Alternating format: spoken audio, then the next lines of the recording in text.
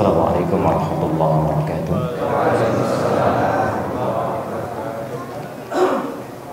Alhamdulillahi wa kafa. Wassalatu wassalamu ala rasulillahil mustafa wa ala alihi wa sahbihi wa man wafa. Amma ba'd. Fa ya ibadallah, usi nafsi wa iyyakum bi taqwallahi faqad fazal muttaqun. Fala tamutunna illa wa antum muslimun. فقال تعالى يا أيها الذين آمنوا اتقوا الله حق تقاته ولا تموتن إلا وأنتم مسلمون. Saudara-saudariku dan pemirsa Akhir TV, Malini TV dimanapun Anda berada, alhamdulillah kita saat ini masih diberikan kesempatan oleh Allah untuk hidup sampai dengan maghrib ini. Semoga kehidupan kita sampai saat ini mendapatkan penerimaan terbaik dari Allah Subhanahu wa Ta'ala dan selalu berada dalam bimbingan Allah, sehingga setiap hari kita bisa lebih baik dan mulia dibandingkan dengan waktu-waktu sebelumnya yang telah kita lewati. Kita telah menunaikan salat maghrib berjamaah. Kita bermohon pada Allah Subhanahu wa Ta'ala semoga salat yang telah kita tunaikan berkenan diterima oleh Allah Subhanahu wa Ta'ala, dan mudah-mudahan menjadi maghrib terbaik di antara sekian maghrib yang pernah kita tunaikan. Saya agak sedikit bergetar malam ini dari mulai datang, sholat sampai dengan duduk di sini, karena ini merupakan di antara maghrib yang sangat berkesan bagi kami. Ada yang tidak sekedar sholat dalam suasana yang nikmat karpetnya, tapi ada yang mau menempelkan keningnya bersujud kepada Allah Subhanahu wa Ta'ala, bahkan di tempat orang mulai membersihkan kakinya. Ada yang di keset, ada yang kemudian di tempat bagian paling bawah, ada yang di lantainya, ada yang kemudian di batakonya. Masya Allah. Dan ada orang yang kembali lagi karena nggak dapat saf di belakang dia, karena kami tadi agak datang terlambat. Saya hanya bisa bermohon pada Allah Subhanahu wa Ta'ala supaya kenikmatan iman yang telah Allah berikan maghrib ini pada kita selalu Allah jaga dalam jiwa kita, sehingga dalam setiap keadaan kita bisa praktekkan nikmatnya iman itu di setiap tempat, tidak hanya dalam keadaan saat ini saja.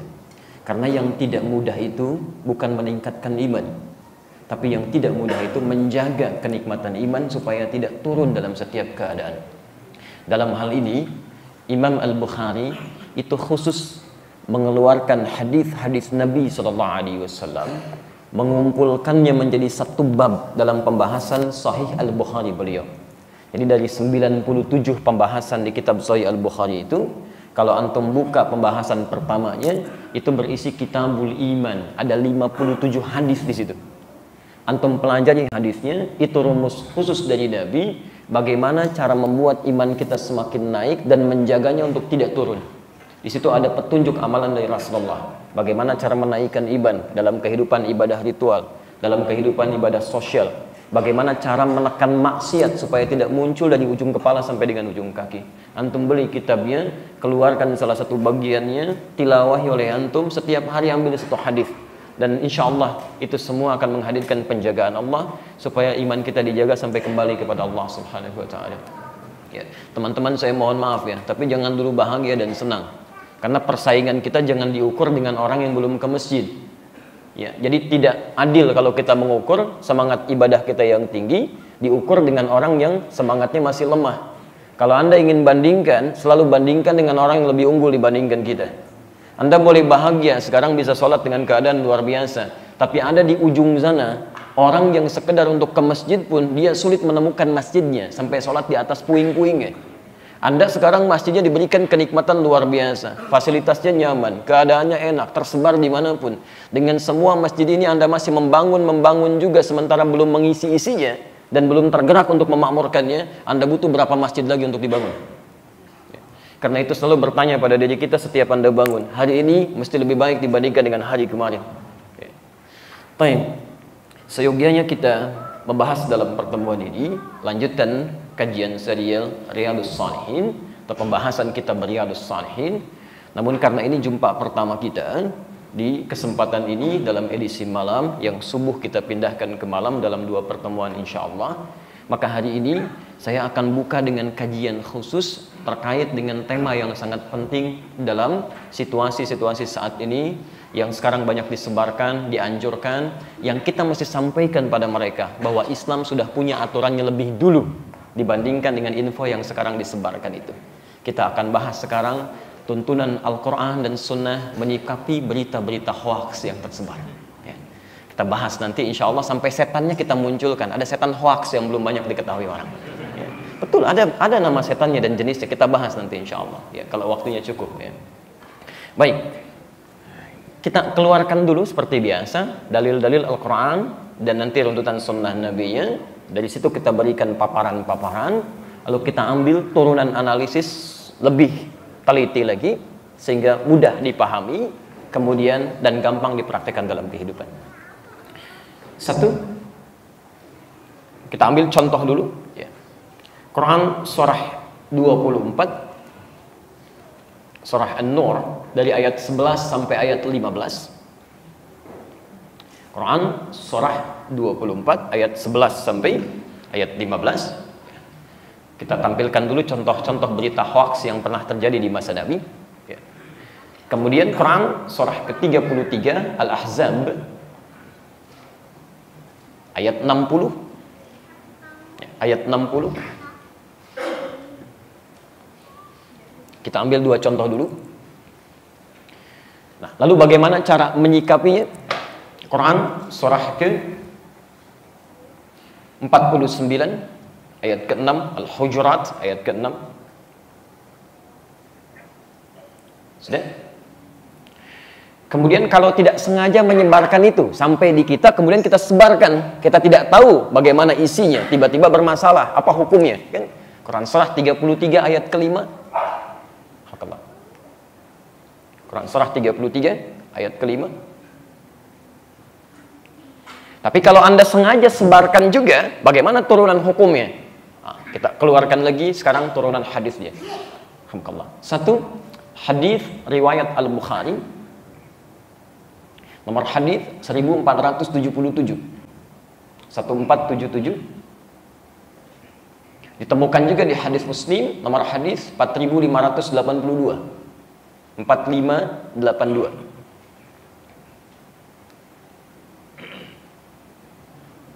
Ambil lagi di sekarang pakai kitabnya langsung ya, hadis Muslim jilid yang pertama Babul Muqaddimah hadis nomor 3. Hadis nomor 3 posisi sebelah kiri paling bawah ya. Cetakan tahun 2002 terbitan Darul Hadis. Sudah? Nah, kalau sudah, mari kita turunkan bahasan kita dari hadis-hadis dan dalil yang telah tadi kita uraikan. Bapak dan Ibu sekalian, teman-teman sekalian, dulu saat Nabi SAW, khususnya setelah berhijrah ke Al-Madinah Al-Munawwarah, di usia beliau yang ke-53 tahun itu, sampai di sana telah muncul situasi-situasi yang menghadirkan kecemburuan sosial terhadap pribadi dan kedudukan Nabi di kalangan pembesar-pembesar yang tadinya dielu-elukan oleh masyarakat, sehingga dengan kedatangan Rasulullah SAW mereka merasakan ada keberkurangan dalam karisma, pesona dan pengelu-eluan yang senantiasa diberikan masyarakat pada mereka. Walaupun di sisi yang lain Nabi selalu berusaha mengangkat mereka agar derajatnya tidak turun dalam pandangan masyarakat. Inilah hebatnya Rasulullah SAW dengan sifat mulianya. Begitu datang di satu tempat, disentuh oleh beliau tokoh-tokohnya, diangkat disampaikan kepada masyarakat supaya tidak berkurang karismanya. Hanya karena iman belum melekat pada tokoh-tokoh ini, mohon maaf, orientasi dunianya masih kencang, yang dicari cuma popularitas saja, sehingga dengan itu merasakan kegoncangan-kegoncangan luar biasa, merasa popularitasnya mulai turun. Akhirnya mereka berusaha mencari cara-cara bagaimana sekdianya Rasulullah SAW bisa turun popularitasnya, mereka naik kembali, bahkan kalau dimungkinkan, mohon maaf, lenyaplah Muhammad SAW dalam kehidupan di Madinah ini. Di antara sekian cara yang pernah dibangun oleh mereka, ada cara yang paling sederhana, sampai cara yang paling provokatif, bahkan sampai ke rencana pembunuhan, Pak. Sampai pembelotan, bahkan nanti turun Al-Maidah 51 yang pernah kita bahas itu. Di antara cara-cara yang mereka sampaikan, salah satunya adalah menebarkan isu-isu yang tidak benar terkait kehidupan Nabi sebagai pribadi atau bahkan kehidupan keluarga Nabi Sallallahu Alaihi Wasallam. Pernah satu ketika Sayyidah Aisyah radhiyallahu taala anha, ketika Nabi tegar mulai diprovokasi oleh mereka dengan isu-isu yang tidak baik, maka tuduhan mulai diarahkan kepada bagian dari keluarganya. Sayyidah Aisyah pernah dituduh selingkuh oleh mereka. Dalam satu perjalanan Rasulullah Sallallahu Alaihi Wasallam, singkat cerita, pernah singgah di satu tempat untuk istirahat. Ketika diteruskan perjalanan, karena Sayyidah Aisyah menyampaikan, barang saya ada yang tertinggal di antara perhiasannya. Maka Nabi karena sudah di perjalanan membimbing bagian dari rombongan-rombongan, menugaskan seseorang untuk membantu beliau mencarinya. Allahu Akbar, ketika itu kemudian sudah mulai ditemukan, berjalan beliau dalam keadaan terhijab, dalam keadaan terjaga dalam kebaikannya, maka tersebarlah berita di kemudian hari bahwa istri Rasulullah SAW melakukan selingkuh. Tersebar beritanya satu dengan yang lainnya, Masya Allah. Sampai turunlah kemudian pembebasan langsung dari tuduhan itu dari Allah Subhanahu Wa Taala dengan turunnya Quran surah ke-24 An-Nur ayat 11 sampai dengan ayat ke-15 itu. Itu tidak mudah, Pak, Bu. Nabi dengan sisi kemanusiaannya, karena semakin banyak orang berbicara, ini mengatakan, oh masa begini ya, oh ini begitu ya, oh nggak nyangka ya, padahal nyangka tuh. Dia orang ketika bilang nggak nyangka, sedang nyangka dia tuh, nggak nyangka ya, nyangka. Itu banyak hal terjadi pada saat itu. Sampai-sampai Nabi memilih untuk mendiamkan diri dulu, menenangkan diri. Beliau sadar Aisyah itu orang baik, perempuan suci, perempuan terjaga.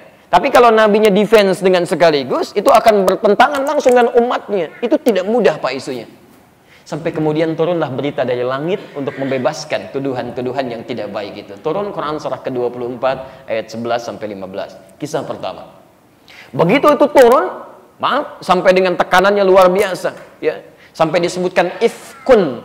Ifkun itu kalau dalam bahasa tuduhan, dalam istilah orang Arab, itu tuduhan yang sudah luar biasa kejam itu, ya. Innal ladzina ja'u bil ifki, sungguh orang-orang yang datang dengan tuduhan yang sangat kejam itu, yang tidak pernah dilakukan oleh seseorang, itu dosanya tidak mudah. Tapi apakah berhenti sampai di situ? Tidak. Muncul isu lain lagi, muncul isu lain lagi.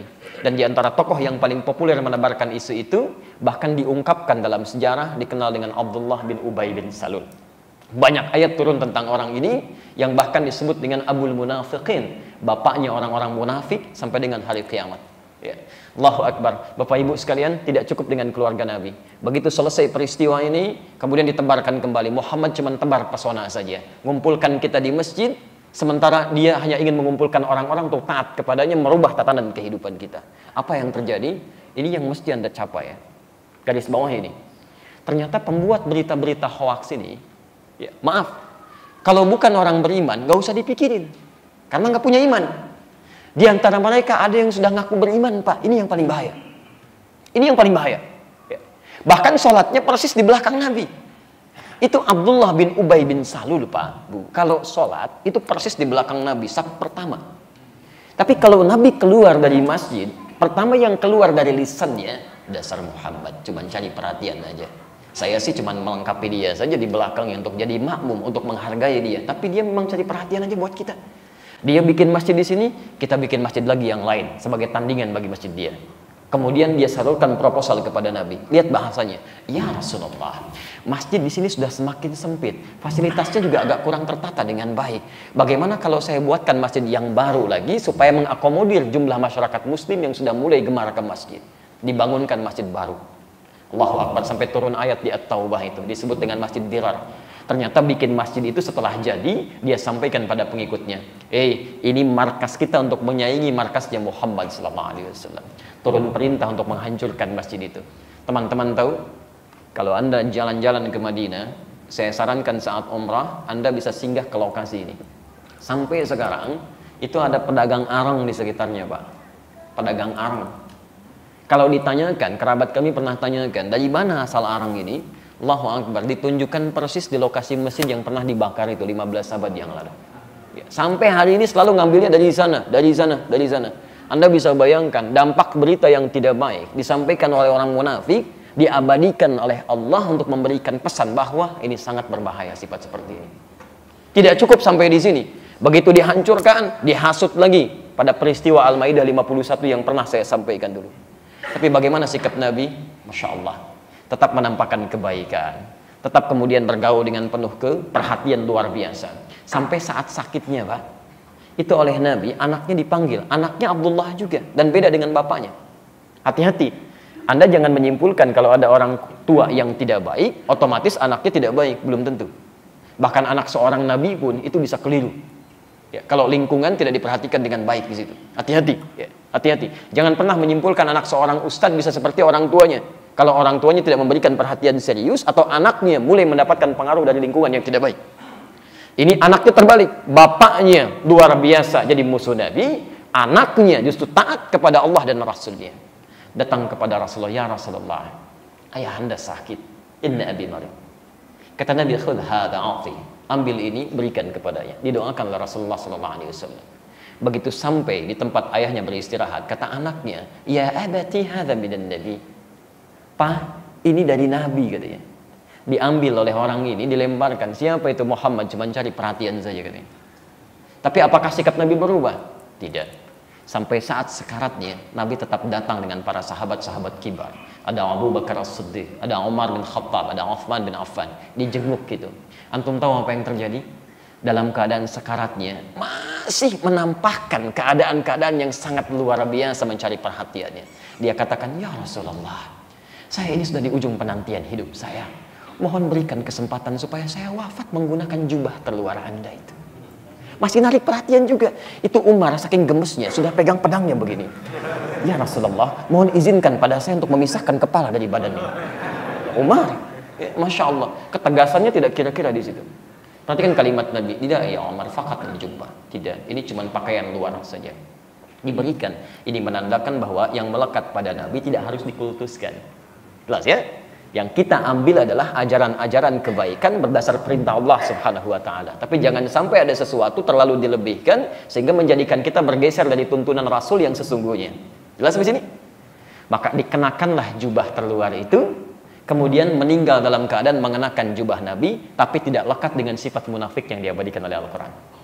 Abdullah bin Ubay bin Salul, hidupnya begitu menyusahkan, wafatnya sangat kolokan. Itu ya. Poinnya, ketika kalimat-kalimat itu mulai muncul, apa respon Al-Quran?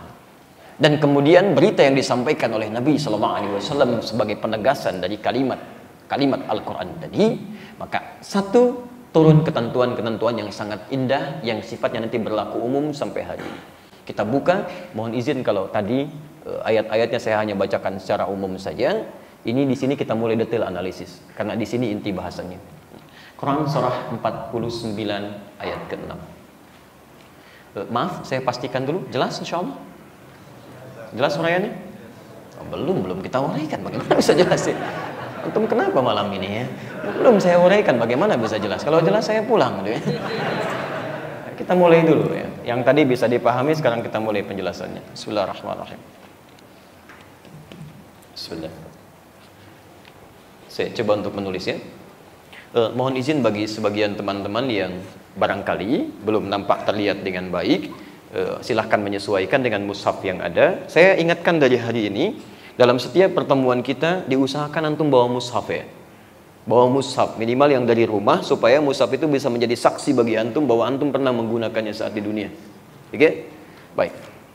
Baik, bismillah. Maaf, terdengar jelas menggunakannya ini? Tahan ya supaya agak lebih mudah. Quran surah 49 Al-Hujurat ayat ke-6. Ya ayyuhalladzina amanu. Saya tuliskan dulu kaidah pertama, nanti kita berikan penjelasan lebih detail ya. Bismillah. Ya ayyuhalladzina amanu. Saya garis sini. In ja'akum fasiqun, in ja'akum, ini fasiqun. Kalimat kedua, binaba'in fatabayyanu. Ini kaidah Quran yang pertama. Fatabayyanu. Selanjut ayatnya nanti kita bisa tafsirkan dengan lebih luas ya. Antusibu qauman bijahalatin fatusbihu ada ma fa'altum nadimin. Kan? Saya berikan titik dulu untuk terusan ayatnya untuk dijelaskan kemudian. Perhatikan. Apa adab seorang muslim yang mendapat petunjuk dari Al-Quran dan Sunnah Rasulullah SAW ketika menyebar berita-berita yang diduga keluar dari aturan yang semestinya, yang membuat kita bertanya-tanya atau bahkan kaget, kok bisa terjadi seperti ini? Benar atau tidak? Maka berita seperti itu kita tanyakan disebut apa oleh Al-Quran, bagaimana cara menyikapinya, dan ternyata bukan hanya terjadi di masa saat ini, tapi dulu pun sudah pernah muncul dan disikapi oleh Al-Quran. Adab yang pertama, lihat kalimatnya. Ya ayyuhalladzina amanu. Masya Allah. Mohon izin, fokus. Ayat yang turun untuk merespon kabar berita yang diduga meragukan atau yang disebut dengan hoax sekarang ini, kan? Itu ternyata ayatnya turun dimulai dengan kalimat iman. Hei orang-orang yang telah menyatakan dirinya beriman kepada Allah. Perhatikan. Bahkan panggilannya sifatnya umum, menggunakan kata alladzina, disebutkan 1080 kali dalam Al-Quran. Alladzina ini kata umum dalam bentuk jama'. Dia bisa mencakup, maaf, laki-laki, perempuan, besar, kecil, tua, muda, sedang sendirian, sedang berkelompok, semua dicakup. Seakan-akan Allah ingin katakan, hei semua orang yang telah merasa beriman kepada Allah. Jelas sampai sini? Baik. Yang penting Anda garis bawahi, ada kaidah dalam ilmu tafsir, bahwa setiap ayat yang dibuka dengan kalimat iman itu, maka informasi yang akan disampaikan, baik itu berita hukum ibadah, atau berupa larangan tertentu, atau sekedar informasi yang ingin disampaikan, maka ayat yang terletak setelah kata iman ini, itu menjadi ukuran keimanan pemiliknya. Hati-hati. Di setiap Anda menemukan kalimat di Quran dibuka dengan kata iman, apapun bentuknya, maka informasi yang disampaikan menjadi indikator atau ukuran tingkat keimanan kita. Di iman kita diukur di situ. Kalau antum ingin tahu kira-kira iman sampai maghrib ini sedang posisi kuat, sedang atau lemah, antum bisa cari ayat-ayat Quran yang dibuka dengan kalimat iman. Saya beri contoh sebelum ke sini. Quran surah kedua Al-Baqarah ayat ketiga, posisi paling kiri di pertengahan. Insyaallah kita hafal. Ini kalimat iman pertama di Quran. Alladzina yu'minuna bil ghaib wa yuqimunas shalah. Perhatikan, setelah kalimat iman, yu'minun bil ghaib, yang muncul kalimat salat, wa yuqimunas shalah. Perhatikan cara memahaminya ya. Setelah ada kalimat iman, muncul kalimat salat. Maka amal ibadah ini, kalimat salat ini, itu menjadi ukuran pertama tingkat pemilik iman. Semakin antum bersemangat menunaikan salat, semakin baik Anda tunaikan, ini menunjukkan keimanan Anda sedang kuat, sedang tinggi. Kalau mau lebih dalam lagi, perhatikan. Kalimat salatnya ditulis seperti ini. Awas, kalau keliru di mushaf antum, berarti ada yang keliru dalam mushafnya. Makanya saya mintakan bawa mushaf untuk dicocokkan salah satunya. Lihat, alif, lam, sod, lam, waw, ta marbutah. Harus begini. Karena ada 3 bentuk kalimat salat bisa dituliskan. Bisa bentuk begini, as-salat. Yang tidak terlihat saya bacakan alif, lam, sod, lam, alif, ta marbutah. Ada bentuk begini. Ada bentuk yang ketiga, salawat, tulisannya begini. Ya, salawat. Quran surah ke-2 Al-Baqarah ayat 237 sampai 238. Ya, di posisi paling kanan sebelah pojok paling atas ada ayat hafizu 'alas shalawati was salatil wusta. Perhatikan, kalau kalimatnya ditulis seperti ini artinya bentuknya tunggal. Cuman satu. Kalau kalimatnya ditulis seperti ini bentuk jama'. Bentuknya jama'. Ada Pernah kalau haji itu ada istilah bus sholawat. Pernah dengar? Ya, bis sholawat yang sabko itu. Antum kalau jarak sekitar 1,5 kilo, 2 kilo dari Masjidil Haram, suka ada bis yang mengantarkan ke haram kan? Bisnya dikenal dengan bis sholawat. Awas, harus pakai ilmu cara membacanya. Ada orang yang pahamnya, oh bis sholawat, begitu naik harus baca sholawat. Bukan. Ya. Bis sholawat itu jamak dari kata sholat. Bis yang mengantarkan untuk Anda sholat di Masjidil Haram. Bukan naik bisnya Anda langsung sholawat, bukan. Ya. Jelas ya? Baik. Tapi kalau dituliskan seperti ini, itu gabungan dari dua bentuk ini. Gabungan dari dua bentuk ini.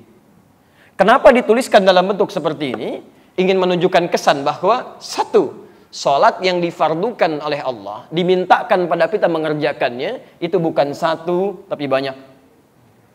Yang fardu ada berapa? 5. Berapa rakaat? 17. Kenapa bisa ditulis dengan menggunakan taknya begini, tidak terbuka saja? Ini memberikan kesan bahwa, maaf, walaupun disebutkan jumlahnya 5 waktu 17 rakaat, tapi tidak setiap orang barangkali punya keadaan untuk menunaikannya dengan bersama-sama. Bisa jadi ditunaikan dalam keadaan sendirian. Maka disatukanlah dengan dua hal ini, dipadukan jadi satu ayat, satu kalimat untuk mencakup dua makna tadi. Jaga waktu-waktu sholat, sekalipun tidak bisa menunaikannya dengan cara berjamaah, tetap tunaikan, jangan sampai tertinggalkan, sekalipun mesti sendirian. Tapi ingat, yang paling afdal adalah tunaikan bersama orang-orang banyak. Karena itulah diawali dengan kalimat yuqimunas sholat. Pakai menunjuk pada orang banyak.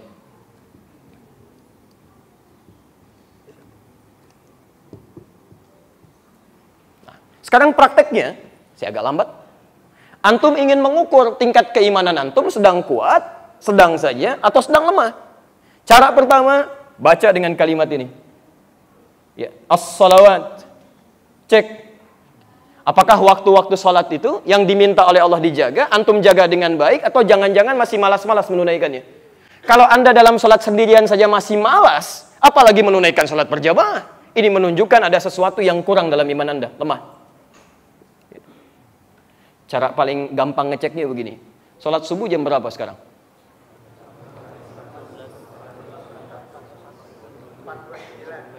4.29, 4.12, 4.23, Masya Allah. Jamaah Masjid As-Salam malam ini berbeda pendapat tentang waktu sholat subuh. Kita lihat ke atas, 4.21, Masya Allah. Ketahuan ini ya. Baik. 4.29 agak wajar lah. Yang agak aneh 4.12 itu. Enggak duluan, baik ya. Baik. 4.21. Baik. Perhatikan. Coba cek ya.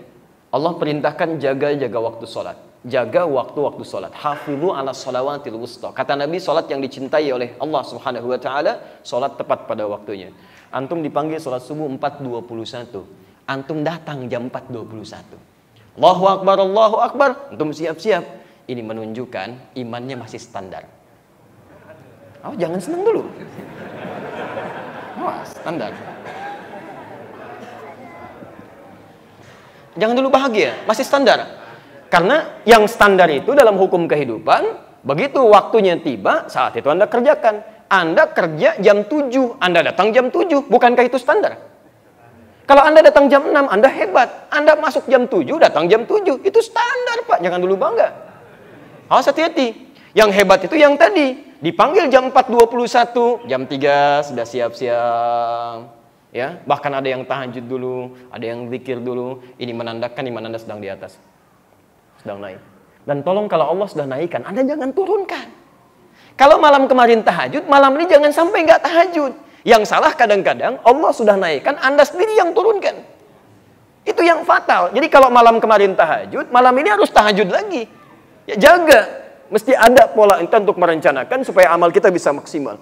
Yang jadi masalah adalah saat dipanggil jam 4.21, baru datang jam 1:24. Tahun baru ini kita harus punya resolusi lebih baik daripada tahun-tahun sebelumnya. Sholat subuh kesiangan. Ya, tahajud gak dikerjakan. Katanya ingin lebih baik. Sholat subuh saja sudah kesiangan. Itu baru tanggal 1. Apa yang Anda inginkan? Ya. Karena kemalaman terlalu banyak begadang. Mikirkan banyak kembang api. Kembang yang ada saja sudah nggak ada apinya. Anda cari kembang yang ada apinya. Kadang nggak nyambung gitu situasinya. Nah, ini poinnya. Nah, sekarang konsep membaca ayat ini, kalau Anda bisa baru tepat waktu pun jangan dulu bangga. Karena yang paling hebat itu ketika bisa dikerjakan dengan banyak orang berjamaah. Cek lagi, cek lagi.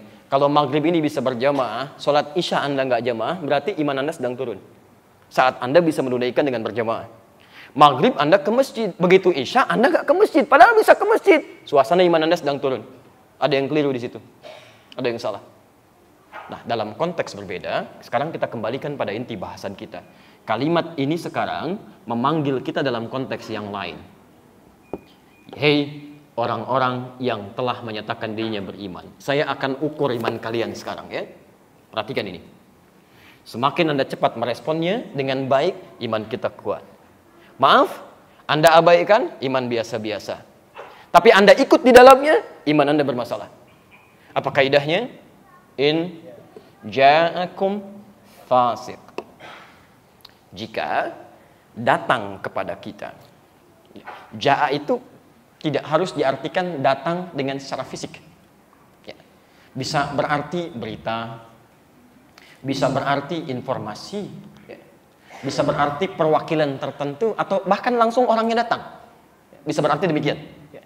Lebih tepat diartikan jika Anda menerima atau tiba kepada kita fasiqun, orang yang bermasalah.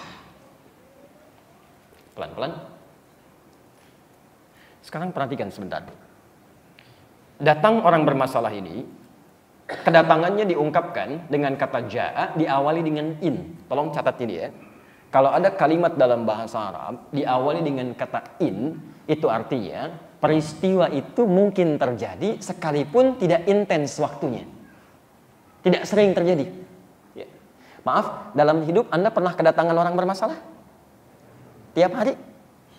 Tidak, gitu kan? Ya, paling sebulan ada sekali, 2 kali, gitu kan? Itu in namanya. In. Ya, jadi tidak menunjukkan sering intensitasnya. Kalau tiap hari kemudian itu terjadi, berarti ada yang salah dalam komunitas masyarakatnya. Jadi pada dasarnya teorinya, peristiwa-peristiwa yang tidak sesuai dengan aturan itu tidak terjadi setiap waktu, biasa saja. Ketika itu mulai menyebar hampir setiap saat, berarti ada yang salah dalam masyarakatnya. Ada yang salah dalam komunitasnya. Itu yang harus diperbaiki. Sekarang perhatikan, in ja'akum, jika satu kali datang pada kita, kita terima fasik.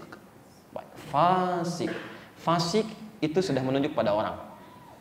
Perbuatannya disebut dengan fasak. Quran surah ke-18 ayat 50, posisi paling kanan di pertengahan.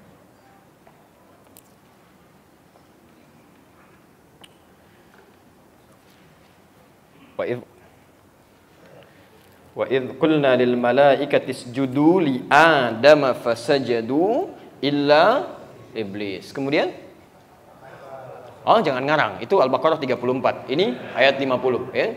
Baik. Kana minal jinni fafasaqa an amri rabbi. Ya, fafasaqa an amri rabbi. Fasak. Fasak. Jadi fasak perbuatan dia. Fasak. Orangnya disebut fasik. Saya jelaskan sebentar supaya paham betul ya. Saya tidak menginginkan Anda menghafal, tapi harus paham. Fasak secara bahasa itu keluar dari aturan yang benar. Saya ulang, keluar dari aturan yang benar.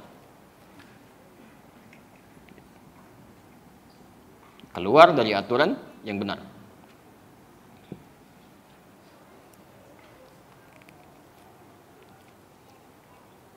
Secara syariat bisa diartikan keluar dari aturan yang telah ditetapkan oleh Allah Subhanahu wa taala. Di setiap ada orang yang keluar dari aturan Allah atau menjauh dari aturan Allah, berarti perbuatannya disebut dengan fasak. Makhluk pertama yang keluar dari aturan Allah, menyalahi perintahnya, itu dari kalangan jin, bukan dari kalangan manusia. Ketika diminta untuk hormat kepada Adam, diminta sujud atas perintah Allah, semua makhluk sujud kecuali makhluk yang satu ini. Dia tidak mau sujud. Allah perintahkan sujud li Adam fasajadu, semua sujud illa iblis, kecuali iblis. Siapa makhluk ini? Kana minal jinni. Dia termasuk dari kalangan jin, fafasaqa, yang keluar dari aturan-aturan yang telah Allah tetapkan. Dari mana taunya keluar dari aturan Allah? Quran surah ke-7 ayat ke-12 sampai ayat ke-13-nya. Qala ma mana'aka alla tasjuda id amartuk. Hei, kenapa kamu tidak mau sujud ketika saya perintahkan? Yang penting bukan sujudnya. Saya nggak butuh dengan sujud kamu. Tapi yang harus kamu tahu ini perintah saya. Awas, hati-hati ya. Kita sholat pun, sujud dalam sholat, itu Allah nggak butuh dengan sholat kita. Catat kalimat ini.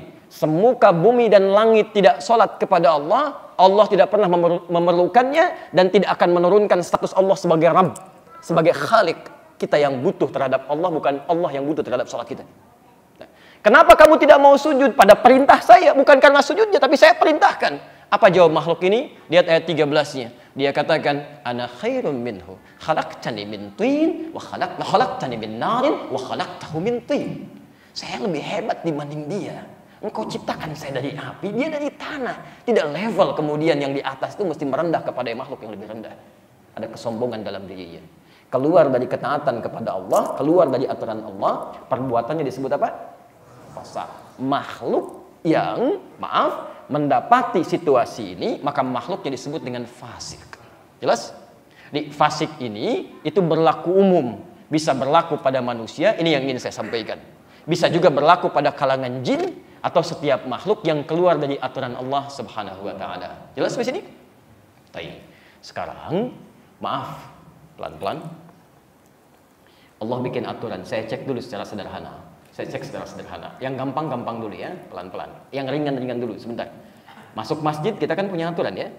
Baik. Kaki yang dilangkahkan saat masuk dengan keluar itu beda. Semua ada aturan. Makan punya aturan.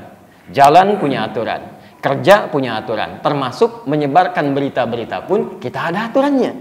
Yang bahkan tidak ditemukan dalam kepercayaan-kepercayaan lain yang dianggap sebagai agama. Perhatikan, masuk dengan keluar masjid, bukankah beda dengan masuk keluar toilet? Silahkan cek. Masuk masjid, masuk kaki yang mana? Masya Allah, keluar toilet kaki yang mana? Hati-hati, beda. Antum kenapa cepat begitu? Berbeda, hati-hati ya. Beda. Masuk masjid kaki apa? Ulangi. Kanan. Keluar masjid?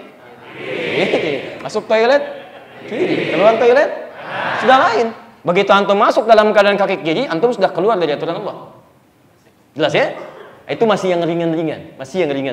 Coba cek, kalau dalam yang ringan saja antum sudah abai, apalagi yang berat-berat. Karena yang besar-besar itu bermula dari yang kecil-kecil. Coba biasakan keluarkan aturan Nabi dari yang kecil-kecil sampai yang besarnya kita biasakan, insya Allah ya. Mudah-mudahan kita dijaga oleh Allah supaya tetap dalam kebaikan. Dan tidak cukup dengan amin, biasakan dari sekarang. Saya teruskan dulu. Sekarang kita fokus pada aturan berita sekarang. Siapa fasik yang dimaksud di ayat ini? Karena fasik itu banyak. Banyak nanti ditemukan di Quran. Jamannya fasikun atau fasikin. Jaman pertama ada di Al-Baqarah ayat 26 sampai 28 itu. Posisi paling kanan sebelah bawah. Ya, wa may yudillu bihi ilal fasikin. Siapa orang-orang ini? Ada keterangannya. Tapi fasik di Al-Baqarah beda dengan fasik di Al-Hujurat ayat ke-6. Di ayat ke-6 ini Allah ingin menerangkan tentang hal yang lain. Bukan fasik biasa, tapi fasikun binaba'in. Naba. Yang dimaksud fasik di sini adalah saat membawa berita, informasi, info.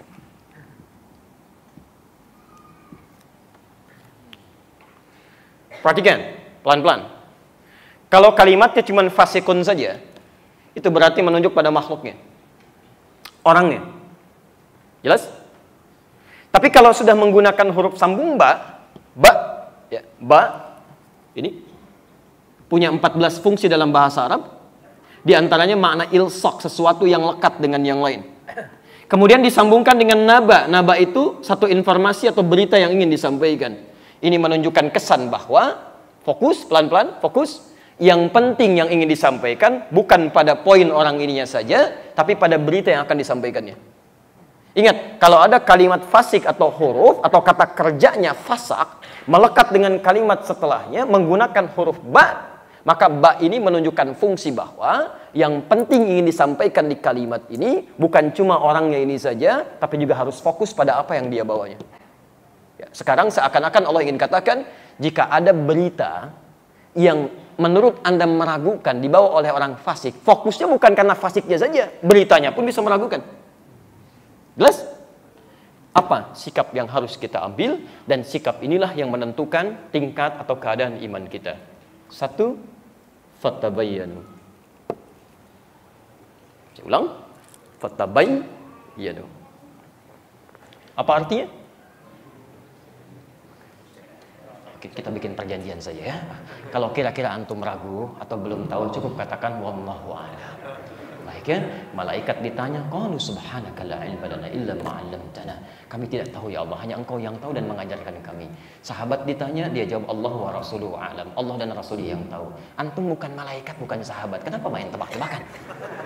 Masya Allah. Baik, pelan-pelan. Ini masjid apa? Assalam. Itu yang kita ketahui. Tapi kalau belum tahu, cukup katakan apa? Allahu a'lam. Apa artinya fatabayyanu?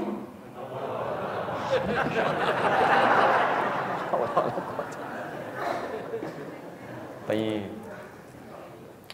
Fatabayyanu. Baik. Pelan-pelan, ada 2 kalimat di sini yang harus kita garis bawahi. 1, fa, huruf fa. Karena ada fa-nya di situ. Fa tabayyanu. Saya pisah. Bismillah. Awas, hati-hati ya. Ini yang paling penting bahasanya. Itu. Yang kedua, kalimat tabayyanu. Dan langsung menggunakan tasydid, diawali dengan ta.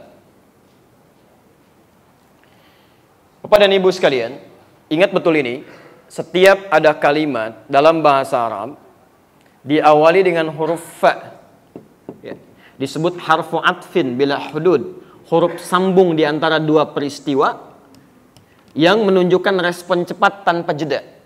Jadi kalau ada huruf fa itu sering saya sampaikan dalam kesempatan berulang-ulang, kalau Anda temukan huruf fa dalam satu kalimat, secara singkat dia meminta respon cepat tanpa jeda. Tanpa jeda. Jadi menyambungkan 2 peristiwa, ada peristiwa A, peristiwa B, di antara keduanya itu nggak ada jedanya. Dakhala Ahmad ila Masjid As-Salam. Ya, fa Ali.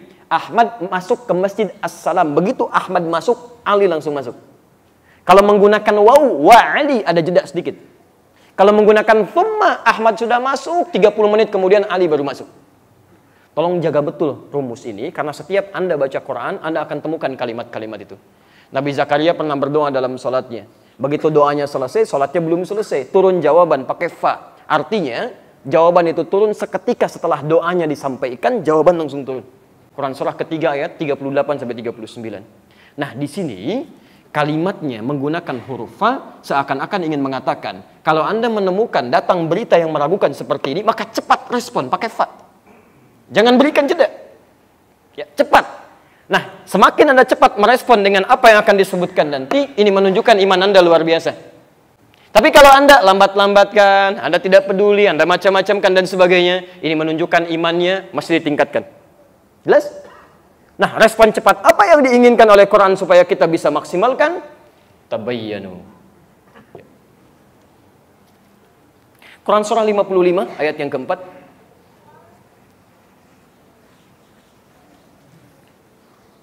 55 surat apa?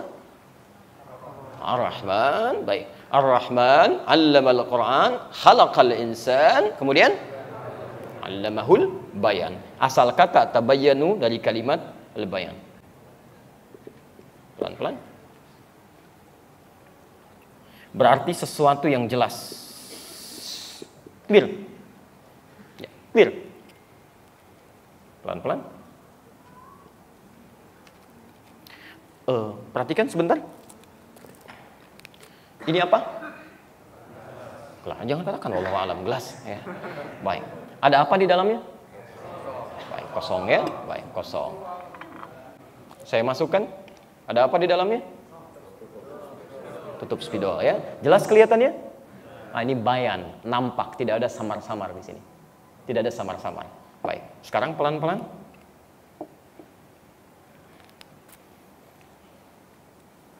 Ada apa di belakang ini? Ini masih samar-samar. Mesti dibuka tirainya dulu baru kelihatan. Nggak ada apa-apa. Oke? Baik, baru kelihatan. Maka sesuatu yang jelas, yang sudah tidak ada celah dan samar lagi, itu yang disebut dengan bayan. Jelas, terang. Jelas di sini? Baik. Tapi kalau kalimatnya kemudian meminta kita untuk mulai mengurai segala sesuatu supaya jelas keadaannya, maka kalimatnya akan berubah dari bayan menjadi kalimat lain. Apa kalimatnya? Seperti apa kita meresponnya? Kita nanti akan lihat setelah menunaikan sholat isya berjamaah. Oke. Sudah mau masuk waktu kan? Supaya kita siap-siap dulu. Dan saya mohon izin teman-teman, saya tadi coba rasakan juga ada sebagian saudara kita yang mungkin tidak tersambung dalam saf. Setidaknya bisa dibantu kalau ada kelebihan sajadah atau yang lain. Teman-teman di luar bisa lebih mendapatkan kebaikan-kebaikan supaya tidak balik lagi ya. Karena kan dia ada yang saya lihat, saya ada yang balik lagi ya. Subhanakallahumma bihamdika asyhadu an la ilaha illa anta astaghfiruka wa atubu ilaik. Assalamualaikum warahmatullahi wabarakatuh.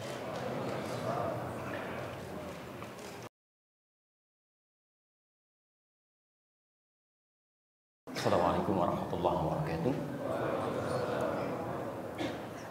Alhamdulillah wassalatu wassalamu ala rasulillah wa ba'du. Teman-teman sekalian dan pemirsa Akhir TV, Madani TV dimanapun Anda berada, kita telah menunaikan salat isya berjamaah.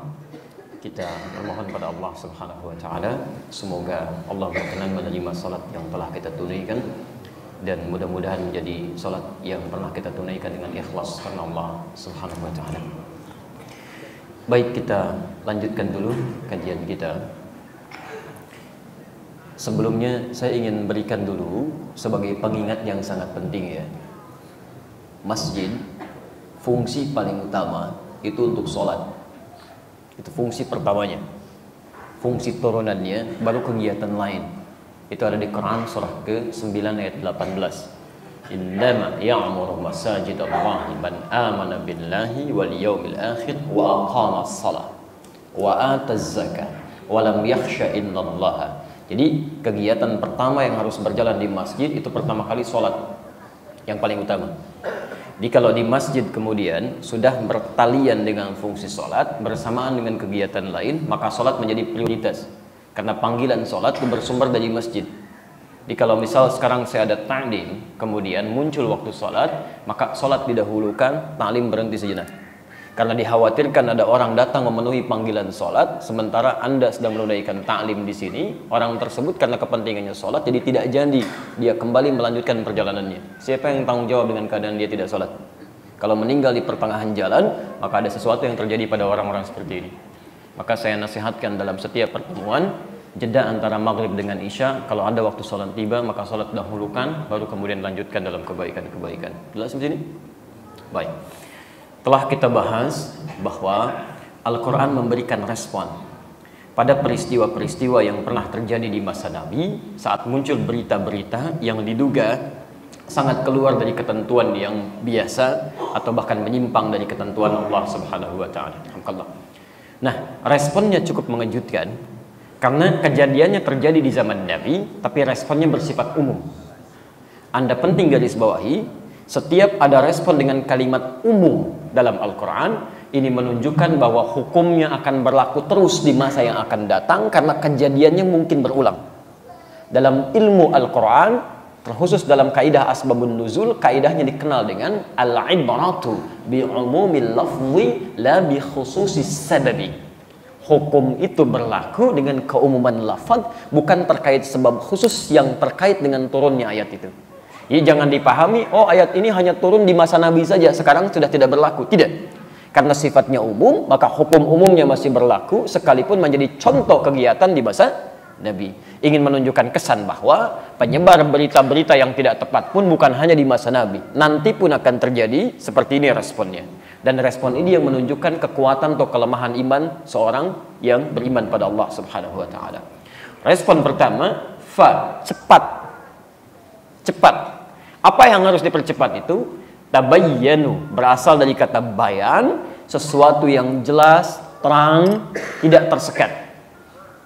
Kalau kemudian ada sekat-sekat yang menjadikan sesuatu tampak tidak jelas, kepastiannya, keadaannya, benar atau tidaknya, kemudian Anda ingin berusaha untuk mengurai sekat-sekat ini sehingga nampak jelas kembali apa yang akan Anda simak itu, atau Anda lihat, atau Anda kemudian perhatikan, maka kalimatnya dari kata bayan ditambah ta di depannya, kemudian diberikan tasydid di huruf sebelum akhirnya. Jika huruf itu huruf hidup, bayan alifnya huruf mati, maka iya-nya yang diberikan tasydid di sini.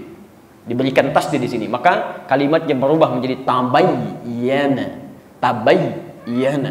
Kalau bentuknya jama' menjadi tabayyanu, maka diartikan usaha untuk menyingkap tirai-tirai yang menyelimuti itu supaya tampak kembali dengan jelas. Jadi kalau Anda mendapatkan informasi-informasi yang Anda kira meragukan, isinya bahkan bertentangan dengan hukum-hukum Allah, ada sesuatu yang menurut Anda tidak benar di situ, jangan dulu disimpulkan, apalagi disebarluaskan. Itu keliru. Awas, termasuk dalam taklim ya. Anda mendapatkan keterangan dari ustadz belum jelas, cek dulu. Perjelas itu dengan pertanyaan. Jangan sampai Anda menyimpulkan sesuatu yang belum tentu sama apa yang disampaikan oleh ustadz dengan kesimpulan yang Anda mungkin sampaikan. Saya pernah menyampaikan satu ta'lim di satu tempat. Saya sampaikan dengan kalimat, setiap orang-orang yang mengikuti tuntunan Allah dan Rasulnya, yang bersambung sanadnya sampai ke Nabi, maka dia disebut dengan salafi. Turunannya disebut dengan manhaj namanya. Pilihannya disebut dengan madhab. Tiba-tiba ada pertanyaan datang mengatakan, Ustaz, antum terlalu mudah menyimpulkan semua umat Islam itu salafi. Bagaimana dengan Khawarij? Bagaimana dengan Ahmadiyah? Bagaimana dengan firqah A, B, C, dan sebagainya? Saya sampaikan bukan saya yang terlalu mudah menyimpulkan, antum yang tidak fokus dalam menyimak, sehingga salah memberikan kesimpulan. Jangan jadi mustami yang mensana incorpori sano. Ustadz nerangin ke sana, antum mikir ke sono, sehingga kesimpulannya nggak nyambung. Yang saya katakan semua umat Islam yang ikut tuntunan sunnah Rasulullah, ikut petunjuk Allah, mengikuti lewat jalur Nabi, itu baru yang disebut dengan salafi. Apapun dia mazhabnya. Jadi kalau orang ini tidak ikut tuntunan Nabi, apalagi Nabinya beda dengan Nabi Muhammad, ya jelas bukan. Islam aja bukan, Ahmadiyah itu bukan. Karena Nabinya aja beda. Jelas sampai sini ya? Nah, jadi ingat betul kaidah-kaidah ini. Maka jika menemukan satu informasi yang belum jelas, jangan cepat disimpulkan, jangan diberikan vonis hukum, apalagi disebarkan. Itu yang paling bahaya. Ya. Dan di sini menjadi ciri keimanan seseorang. Jika Anda ingin mengecek dalam kalimat ini, di mana tingkat keimanan kita, maka Anda bisa lihat. Apakah Anda termasuk yang terburu-buru sampai menyebarkan? Sampai mendesain ulang kembali? Sampai menyimpulkan, oh ternyata begini ya. Macam-macam. Tapi belum pernah Anda cek. Gara-gara fitsahat sampai heboh Nusantara. Apa urusannya gitu? Jangan-jangan yang bikin heboh itu belum pernah ngecek juga gitu. Coba dilihat lagi. Ya, coba dicek lagi. Jangan-jangan yang menyebarkan satu dengan yang lain, sehingga dari penyebaran-penyebaran ini muncul masalah-masalah baru yang buang-buang energi. Yang seharusnya nggak pernah dibahas, nggak pernah didiskusikan, nggak keluar energi untuk bahas itu, tiba-tiba muncul lagi. Yang dikhawatirkan, awas. Antusibu qauman bijahalatin, bisa menyakiti orang lain tanpa kita sadari. Tanpa kita sadari. Fatusbihu ala ma fa'altum nadimin. Ujung-ujungnya cuma menyesal. Salah saya. Sudah tahu salah, kenapa nggak dipikirin sebelumnya? Ini jadi masalah. Cek, lihat sumbernya. Dari mana gambarannya? Kalau sudah mendapatkan pembuktian yang jelas, maka bukti yang jelas jadi disebut dengan bayyinah. Keadaannya disebut dengan bayan, usahanya disebut dengan tabayyan, sifatnya disebut dengan tabayyun, buktinya disebut dengan bayyinah. Muncul Quran surah 98 itu, surah Al-Bayyinah. Lam yakunil ladzina kafaru min ahlil kitabi wal musyrikina munfakkina hatta ta'tiyahumul bayyinah. Bukti yang nyata gitu. Jelas bagi kita. Cek dulu, lihat di BAP-nya. Oh, ternyata bukan fitsahat saja. Poin F-nya keliru menuliskan At-Tahiriyah. Poin G-nya keliru menuliskan Safiyah. Ditulis pakai F, muncul pakai V di situ gitu kan? Masya Allah. Baik, muncul lagi yang lainnya. Ekspor, S-nya hilang jadi ekspor gitu kan? Dan sebagainya. Ternyata bukan cuma kalimat itu saja. Dari mana bisa menyimpulkannya? Cek sumber aslinya. Lihat dulu bagaimana turunannya. Nanti baru kemudian dikonfirmasi dengan orangnya. Apakah yang salah juru ketiknya saat mengantuk mungkin mengetiknya, atau keliru mengejanya, atau juga kesalahan menyimpulkan tidak dicek kembali. Banyak yang terjadi, tapi kesimpulannya itu bukan urusan kita. Itu urusan orang lain, ngapain kita sibuk mikirin? Ya, jadi agak aneh kadang-kadang sibuk mikirkan urusan yang bukan urusan kita, dan itu bukan substansial bagi kita. Sehingga sibuk mikirkan yang lain, lupa dengan esensi persoalan yang harus difokuskan dalam kehidupan kita. Jelas sampai sini? Baik. Halo, jelas? Jelas ya? Jadi ini respon pertama. Respon pertama. Jadi sifat seorang beriman itu jika menemukan sesuatu, dia cek dulu. Lihat dulu sumbernya. Apapun itu keadaannya. Tolong ingat betul ya. Ini kaidah sedang kita butuhkan saat ini. Betapa banyak berita-berita menyebar. Kalau muncul penyebaran itu dari orang nggak beriman, nggak usah dipikirin, kita doain aja. supaya mendapatkan hidayah, jadi beriman dia. Yang jadi masalah ketika ada orang mengaku beriman, kemudian mewujudkan suasana itu dalam bentuk yang lebih parah.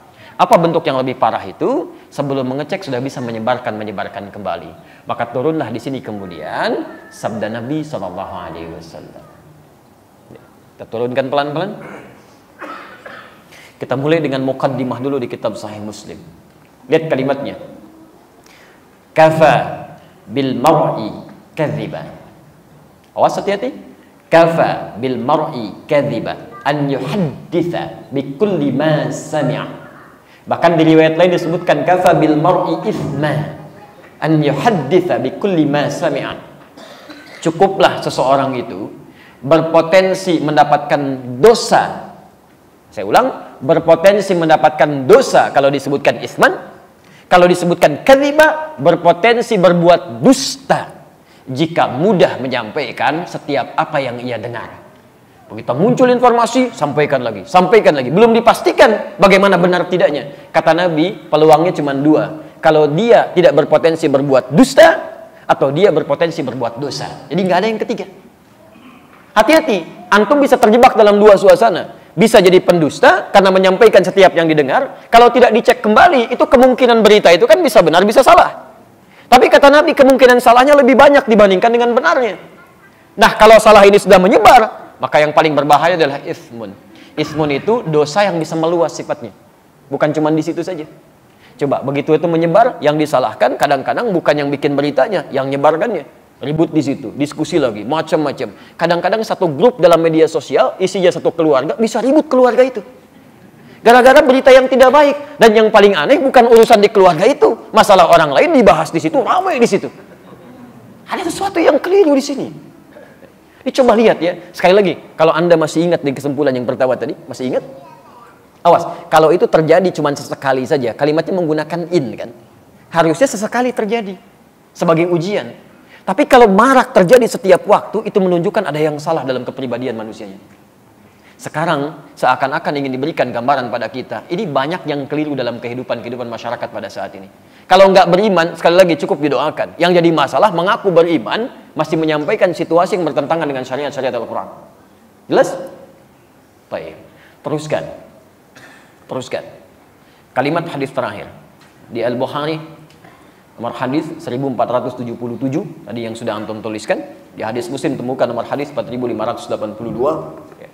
Lihat kalimatnya. Oh, hati-hati ya. Hati-hati dengan hadis ini. Innallaha kariha thalatha. Innallaha kariha thalatha.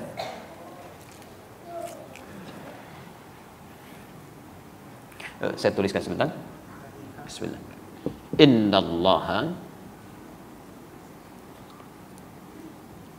kariha thalathatan.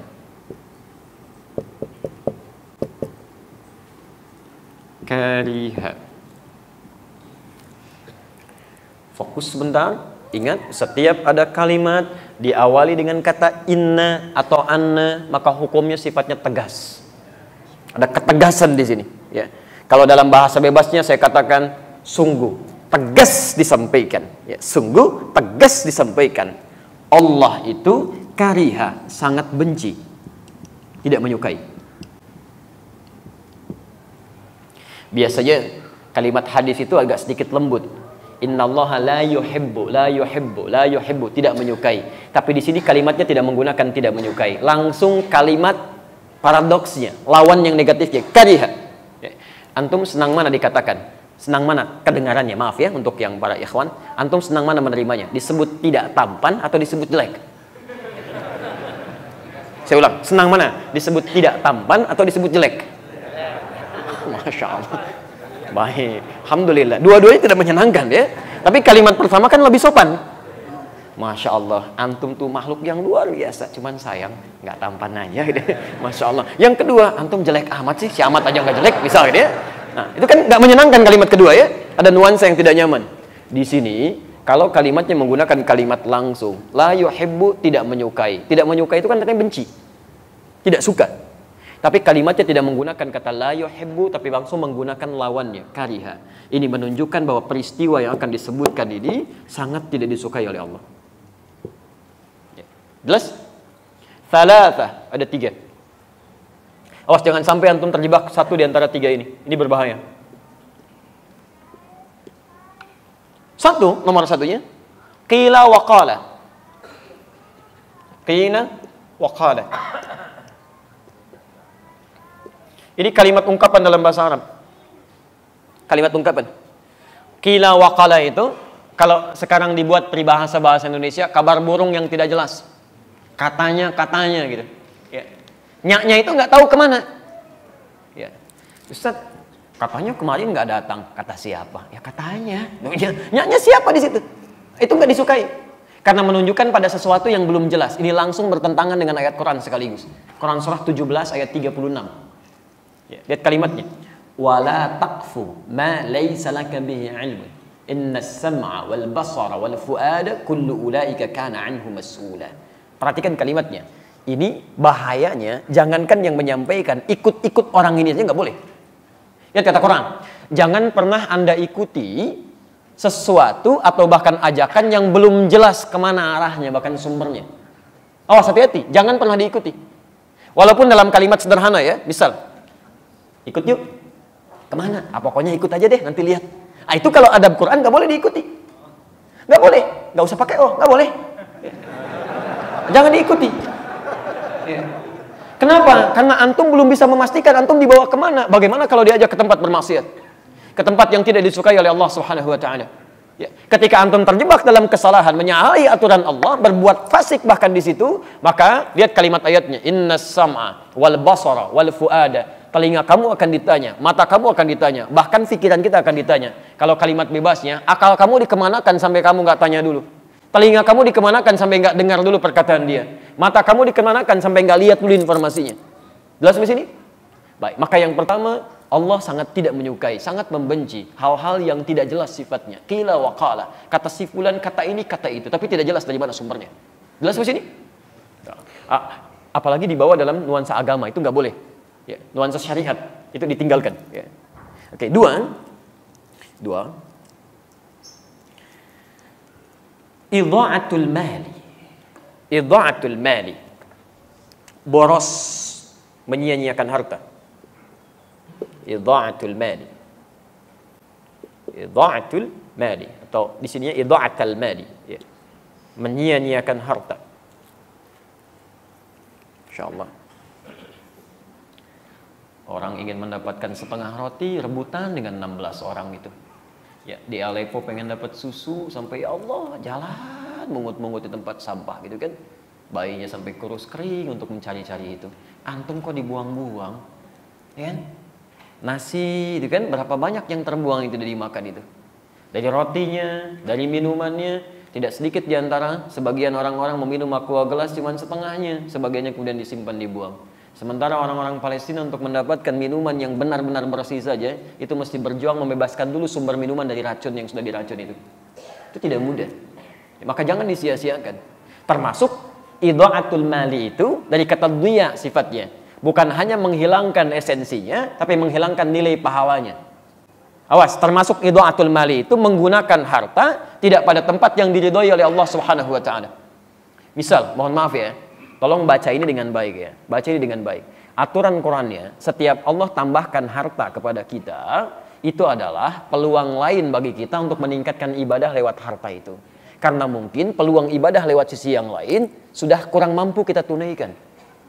Jelas ya? Ada orang sudah bisa puasa, bahkan Masya Allah, Seninnya sudah jalan. Tapi jangan dulu senang, karena yang lain sudah tambah dengan Kamisnya. Ada yang sudah puasa Senin Kamis, Alhamdulillah, jangan dulu bangga. Orang lain sudah Ayyamul Bid.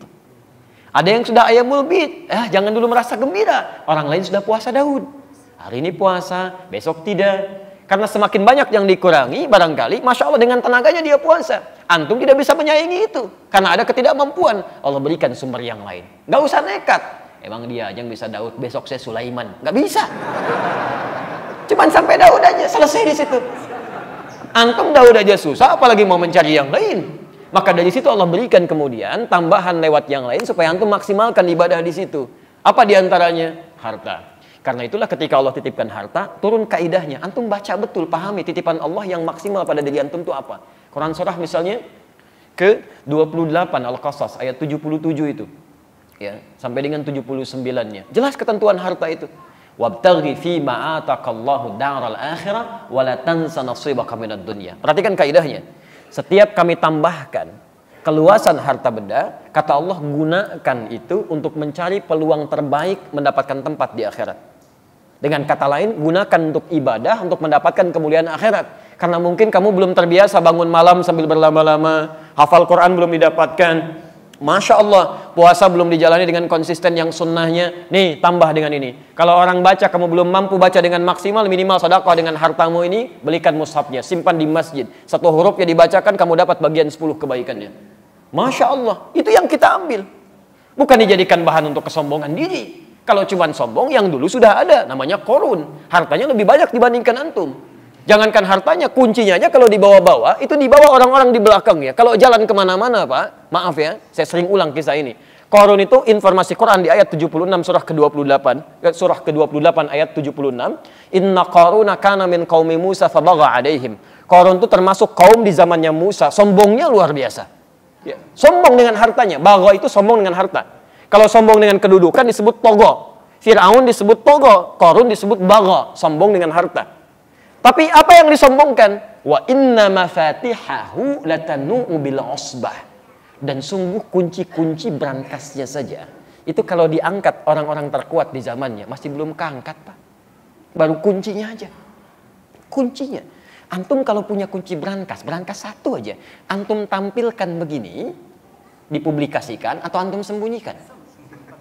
Pasti disembunyikan, nggak ada kisahnya orang punya baru satu berangkas, kuncinya dipoto, ceklik, berangkas saya yang terbaru. Ya itu cari masalah. Itu baru satu, Korun tidak. Nih saya banyak nih, kalau mau ambil aja. Ini aja ngangkatnya nggak kuat. Kemana-mana kunci, kaya, sombong, Pak. Ini kalau ada orang kaya sekarang sombong, Bu, itu ketinggalan. Dan keterlaluan karena dia tidak sekaya Korun.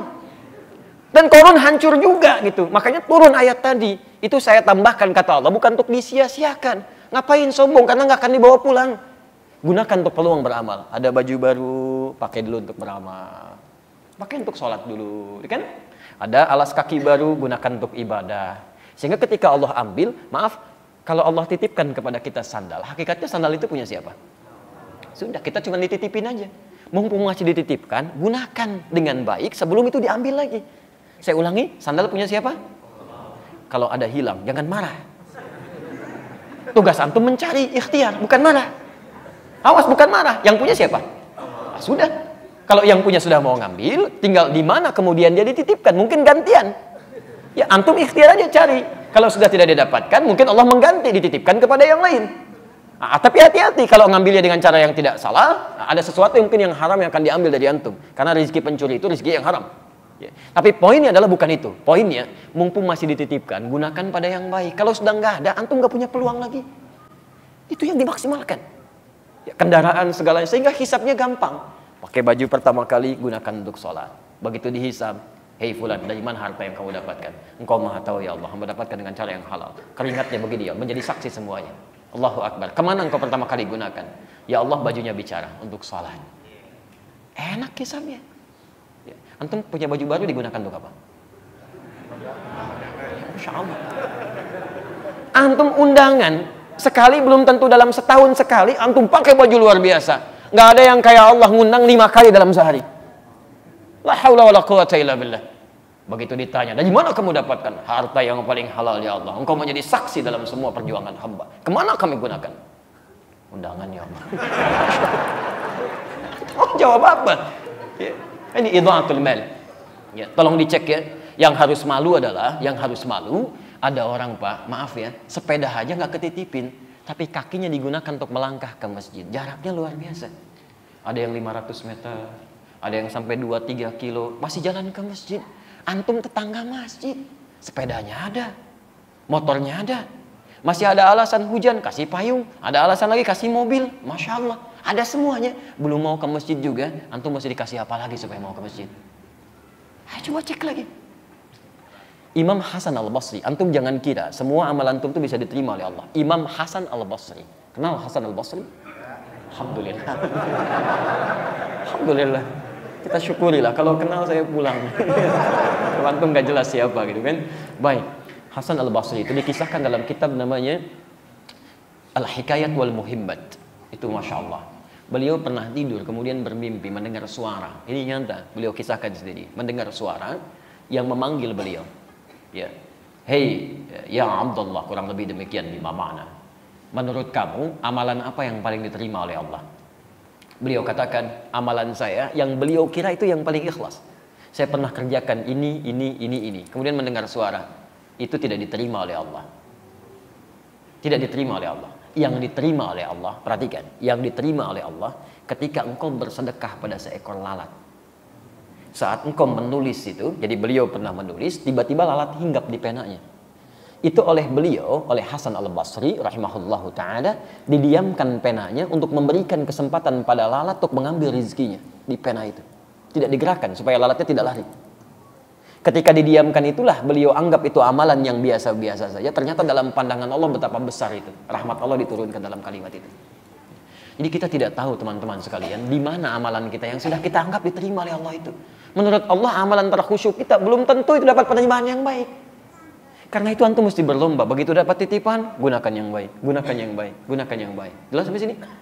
Baik. Yang ketiga, kathratus su'al. Kathratus su'al. Banyak bertanya, banyak bertanya, menanyakan pada sesuatu yang sudah jelas keterangannya. Kathratus su'al. Dan ini bisa menimbulkan masalah. Seperti umatnya Nabi Musa alaihissalam. Ya. Kalimatnya jelas, sembelih sapi, gak usah nanya, sapi banyak, malah ditanya.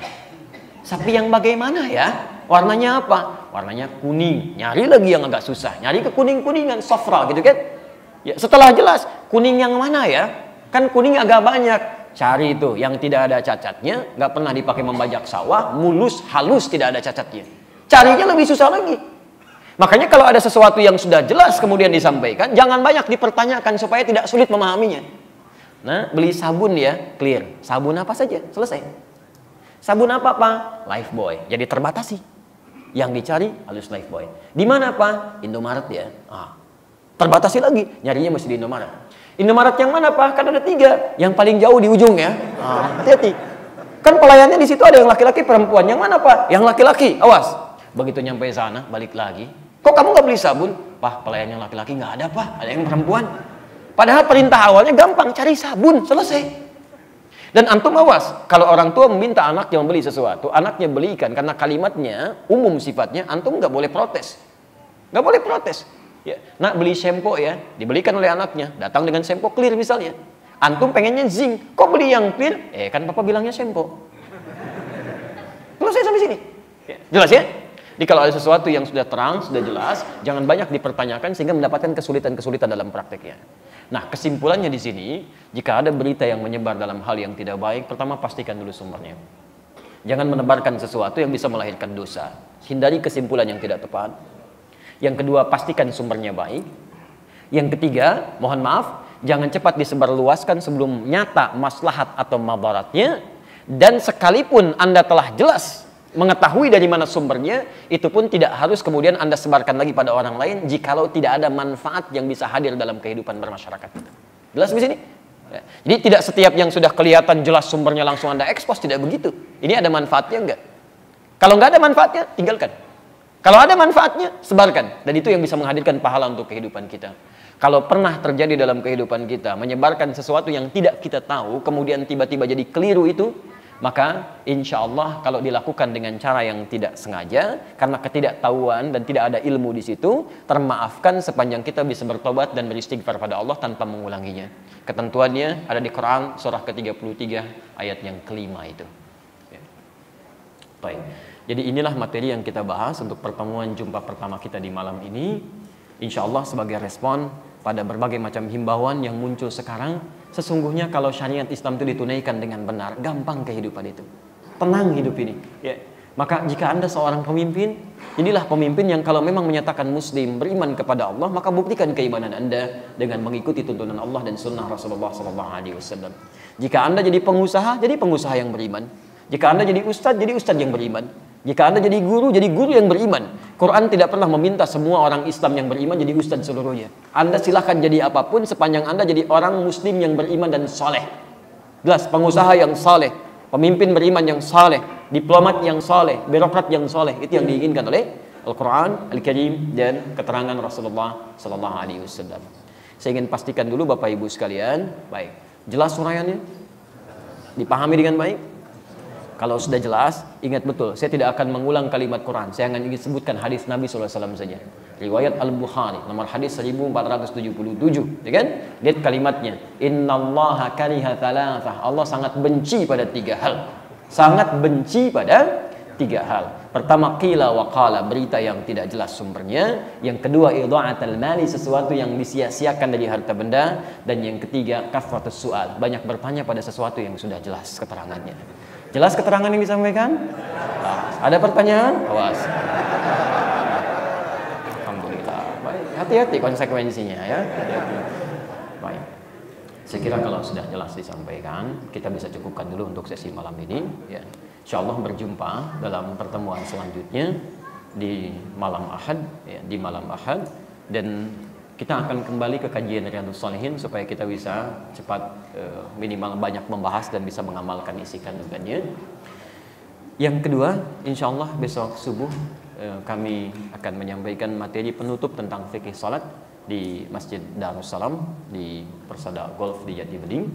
Tapi bagi teman-teman yang baru bergabung untuk memahami kajian salat berdasar tuntunan Rasulullah SAW atau sifat salat Nabi, nanti bisa masuk ke channel Akhir TV, mengikuti kajian di pekan pertama setiap Sabtu, ya, tersambung dengan tempat di Tanah Kusir di Masjid An-Nur. Itu kita baru mulai kajiannya dan baru akan membahas dari awal bahasan-bahasan kita.